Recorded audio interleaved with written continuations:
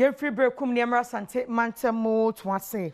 Na Toase hene eye na yi mavre abebio opanyini de nsem atudwa ya watchesne ni so ade hunu ba kopa ne sa adesuafo a wonom ewo de mpotemo ye atwemanwa biagya mansi ni mu no wo mo nyina betumenya nimdie fa computer ho sanse wanya bia bedrumre bi ne wonim computer mu anhwe ye nsuo ton kora ebeye de nti ode nem egu akwam se be yankwada ne nyina benya samfa so de no Toase hene na yim awere abebio ede hyehyeye egu akwamu a oboabo sika no ama ICT project a ewo ne kuro no so no otimi ewie Adom Kasee ekopie mu ho no ensem sei na wode to yenim mode cheminim se omuye bebre de me de ba abeboa wo mu abehye mu kina kwa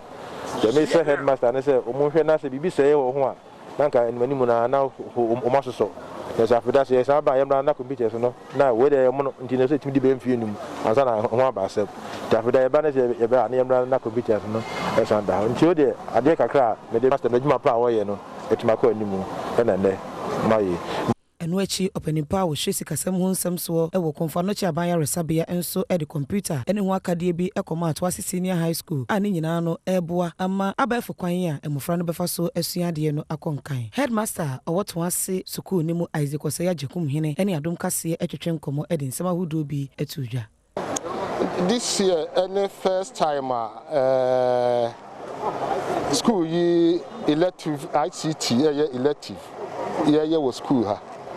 na already no yato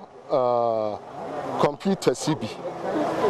na enede ye danana sese odi we abeso so ama quantity a ye wono megidi se beboa ama ye students na perform yie